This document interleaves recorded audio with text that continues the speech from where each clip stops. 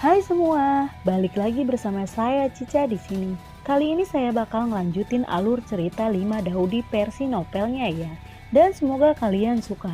Oke, tanpa banyak basa-basi, yuk kita simak alur ceritanya.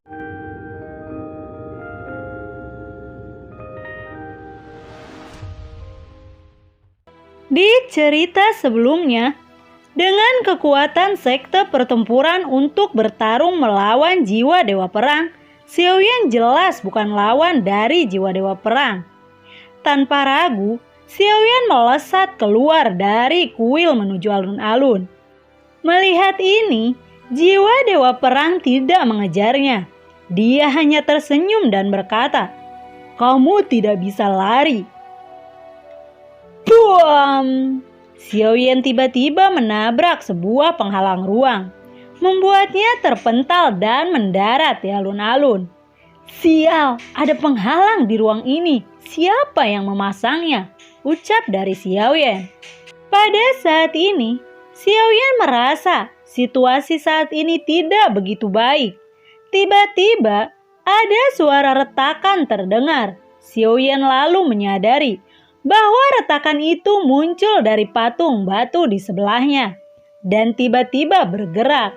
Beberapa patung batu perlahan-lahan retak dan menjadi hidup, lalu mengepung Xiaoyan. 10 patung batu pecah satu demi satu dan bergerak, mengelilingi Xiaoyan di tengah. Xiaoyan melihat bahwa patung batu itu tampak seperti orang hidup, namun mata mereka kosong.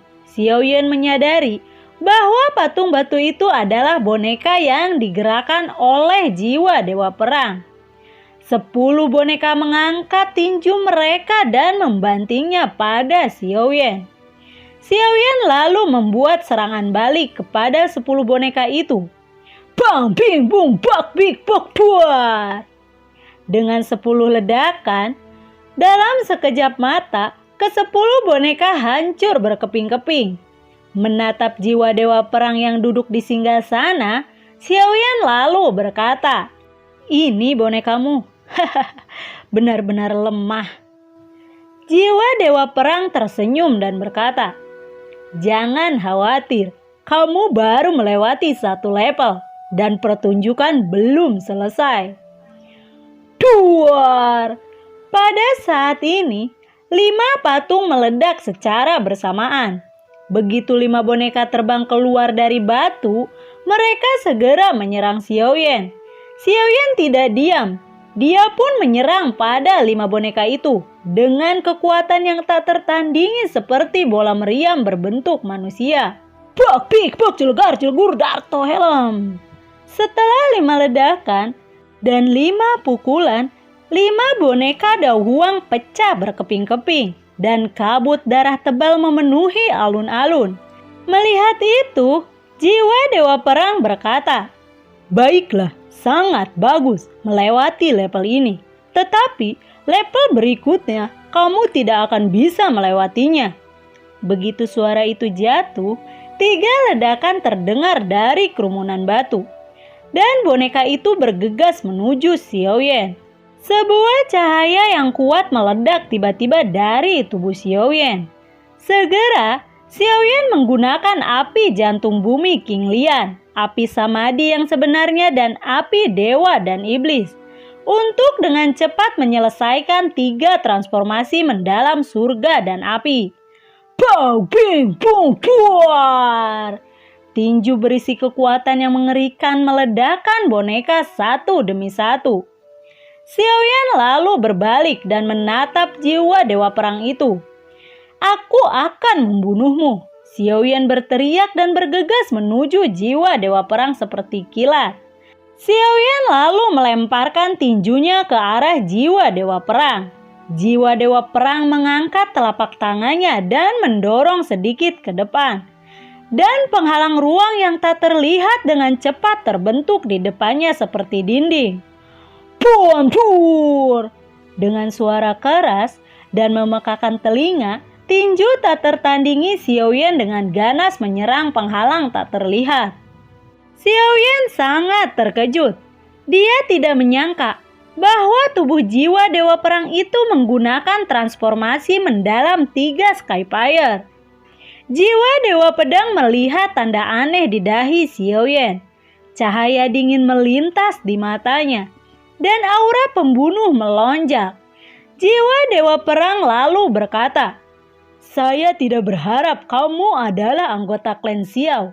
Karena kamu adalah anggota klan Xiao, hanya ada satu jalan buntu," ucap dari jiwa itu. Klan Xiao? Apakah itu berarti klan Xiao dari benua Dauki? Bagaimana dia tahu bahwa aku berasal dari klan Xiao? Beberapa pikiran melintas di benak Xiaoyan dengan cepat. Tidak ada belas kasihan bagi orang-orang dari klan Xiao, ucap jiwa Dewa Perang itu. Duar! Dalam sekejap, ledakan yang tak terhitung jumlahnya terdengar. Segera, Xiaoyan melihat bahwa semua patung batu di alun-alun berubah menjadi boneka. Menghadapi kekuatan para boneka, Xiaoyan bergegas ke boneka itu seperti kilat, dan tinju yang mendominasi meledakkan boneka itu dengan keras. Bak, bik, buk, juga, juar. Ledakan itu satu demi satu menghancurkan boneka menjadi berkeping-keping. Buang! Tiba-tiba, pukulan gabungan dari 3 boneka meledakkan Xiaoyan dengan keras, dan tubuhnya terlempar ke tanah. Xiaoyan segera terbang mendekati penghalang ruang, berusaha meledakkan penghalang itu dengan tinjunya. Dengan kekuatan tinju yang tak tertandingi, beberapa retakan menyebar dari penghalang ruang. Melihat bahwa penghalang ruang akan diledakkan, jiwa Dewa Perang perlahan-lahan keluar dari kuil. Dan suara dingin tiba-tiba terdengar. "Biarkan aku membunuhmu sendiri." Begitu suara itu jatuh, telapak tangan jiwa Dewa Perang menghadap ke arah Xiaoyan. Xiaoyan merasakan bahwa tubuhnya telah membeku, dan dia juga tidak bisa bergerak. Waktu tampak sunyi, dan boneka-boneka itu berhenti menyerangnya. Pada saat ini, Xiaoyan tidak bisa berbicara, bergerak, atau melakukan apapun. Satu-satunya hal yang bisa dia lakukan adalah menunggu kematian. Jiwa Dewa Perang lalu berkata, "Sudah berakhir, anak muda." Seberkas cahaya kemasan melesat keluar dari telapak tangannya, menembak ke arah Xiaoyan. Tepat saat sinar cahaya kemasan hendak membombardirnya, ruang di sekitarnya tiba-tiba hancur. Dunia batin Xiaoyan tiba-tiba terbuka, dan Qian Kunding terbang keluar dari dunia batin dan memblokir tubuh Xiaoyan. Duar! Seberkas cahaya kemasan membombardir Qian Kunding. Melihat Qian Kunding yang tiba-tiba muncul, sentuhan keserakahan muncul di matanya. Dia terkejut lalu berkata, "Qian Kunding." Pada saat ini, seberkas cahaya warna-warni tiba-tiba muncul dari mulut Qian Kunding. Dan bayangan indah muncul perlahan dari mulut Qian Kunding. Xiaoyan melihat bayangan yang indah dan samar-samar melihat bahwa itu adalah seorang wanita dengan sosok yang anggun. Melihat bayangan indah dengan aura peri, Xiaoyan terkejut dan senang. Dia berseru dalam hatinya, "Dewi." Iya, itu benar. Bayangan itu adalah wanita yang disebut Xiaoyan sebagai Dewi. Telapak tangan Dewi bergerak sedikit, dan cahaya yang tak terlihat melonjak ke arah Xiaoyan. Xiaoyan merasa bahwa kemampuannya untuk bergerak pulih, dan dia segera datang ke sisi Dewi dan menatap Dewi. Tetapi Xiaoyan tidak bisa melihat wajahnya karena tertutup kerudung. "Apakah cukup?" Suara halus dan manis keluar dari mulut sang Dewi. Aku. Pada saat ini, Xiaoyan benar-benar menjadi gugup. Sang Dewi menatap wajah Xiaoyan sejenak dan berbisik, "Kamu benar-benar terlihat seperti Yen, tetapi sayang sekali kamu bukan dia." Sejak kemunculan sang Dewi, Jiwa dewa perang sepenuhnya diabaikan oleh sang dewi yang membuatnya kesal. Dia lalu berteriak, "Siapa kamu berani merusak rencanaku?" Suara Dewi Yun dan Pengking perlahan terdengar. "Kamu tidak pantas tahu siapa aku. Aku muncul hari ini hanya untuk membawa pemuda ini pergi," ucap dari sang dewi.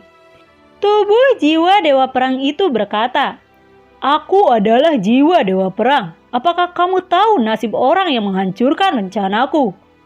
ucap jiwa dewa perang itu. Sang dewi lalu berkata, "Jiwa dewa perang, apakah kamu juga layak? Kamu hanyalah pikiran suci yang ditinggalkan oleh dewa perang," ucap dari sang dewi. Setelah mendengar kata-kata dewi, Xiaoyan merasa terkejut. Ternyata jiwa dewa perang hanyalah pikiran ilahi yang ditinggalkan oleh dewa perang. Jiwa dewa perang itu juga terkejut karena dewi bisa mengetahui identitasnya. "Aku tidak peduli siapa kamu. Tetapi karena kamu telah datang ke kuil perang, kamu tidak akan selamat," ucap dari dewa perang itu. Dan kemudian dia berteriak, "Bunuh mereka!" Banyak boneka di alun-alun bergegas ke Dewi dan Xiaoyan seperti belalang. Sang dewi lalu berkata, "Kunang-kunang beraninya memenangkan kemuliaan dengan matahari dan bulan." Telapak tangan sang dewi menekan ke depan, dan kekuatan tak terlihat mengalir keluar. Boneka yang bergegas tiba-tiba hancur berkeping-keping. Dewi sedikit tidak nyaman setelah meninggalkan Kian Kunding terlalu lama. Oleh karena itu, dia harus bertarung dengan cepat. Tangan Dewi perlahan terlentang. Kemudian cahaya keluar dari telapak tangan. Dan telapak tangan yang tak terhitung jumlahnya dengan keras membombardir banyak boneka di alun-alun. Duar, duar, duar. Boneka-boneka itu hancur berkeping-keping dan berubah menjadi darah hanya dalam beberapa saat. Boneka yang kuat hancur oleh sang dewi. Melihat itu, jiwa dewa perang sangat marah. Segera dia mengangkat telapak tangannya. Kekuatan yang kuat menuju sang dewi. Menanggapi serangan jiwa dewa perang, sang dewi mengeluarkan kekuatannya. Duar, duar, duar. Kedua kekuatan itu bertabrakan, membuat ruang di sekitarnya hancur. Meskipun jiwa dewa perang hanyalah pikiran ilahi dari dewa perang, kekuatannya juga menakutkan. Sang dewi lalu berkata, "Bahkan jika dewa perang yang sebenarnya ada di sini, dia tidak berani dengan lancang di depanku. Kamu hanyalah pikiran ilahi, berani menjadi begitu merajalela. Aku ingin kamu menghilang sepenuhnya." Tiba-tiba, cahaya di telapak tangan sang dewi mengembun, menampar dengan keras ke tubuh ilusi jiwa dewa perang. Dengan kekuatan itu, tubuh jiwa dewa perang terluka. Sang dewi segera berkata pada Xiaoyan, "Aku akan menyerahkannya padamu. Selanjutnya, kamu pergi dan bunuh dia." Xiaoyan lalu mengangguk dan bergegas ke jiwa dewa perang. Jiwa dewa perang yang dulunya tak tertandingi saat ini sudah sangat lemah. Melihat kedatangan Xiaoyan, dia lalu berkata, "Berhenti, kamu tidak bisa membunuhku. Aku jiwa dewa perang. Jika kamu membunuhku, dewa perang tidak akan membiarkanmu pergi." Xiaoyan lalu berkata, "Hei, apakah kamu jiwa dewa perang? Oh, aku sangat takut. Tapi kamu harus mati." Kemudian api panas di telapak tangan Xiaoyan mengembun dan kemudian menabrak jiwa dewa perang. Jiwa dewa perang itu terluka dan memercikan darah yang jatuh ke bawah. Lalu jiwa dewa perang itu melarikan diri ke langit. Pada saat yang sama, raungan iblis terdengar, seolah-olah iblis dari neraka telah datang ke dunia. Xiaoyan melihat bahwa tulang putih yang membentuk tangga di bawah tiba-tiba mengatur ulang dengan cepat dan tulang putih raksasa terbentuk. Tulang raksasa itu berteriak, "Kamu harus mati di tanganku." Kemudian telapak tangan putih besar menghantam Xiaoyan dengan marah. Xiaoyan merasakan tekanan dari telapak tangan itu.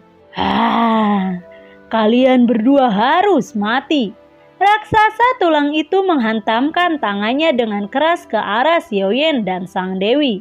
Seketika langsung menelan keduanya. Menghadapi itu, Xiaoyan mengeluarkan sayap menyala dan 3.000 guntur. Pukulan yang mendominasi tiba-tiba meledak dengan keras ke arah kepala tulang raksasa. Duar!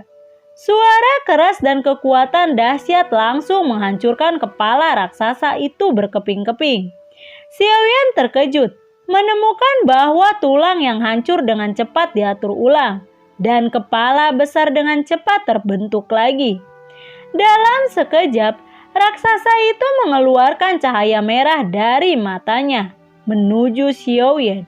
Melihat bahwa Xiaoyan akan ditembak oleh cahaya merah itu, sang dewi tiba-tiba muncul di depan Xiaoyan dan mengeluarkan cermin pantian. Lalu, bagaimanakah kelanjutan ceritanya? Nantikan video Cica selanjutnya ya. Bagi kalian yang suka akan alur cerita yang Cica bawain, kalian bisa like, komen, share ke teman-teman kalian ya.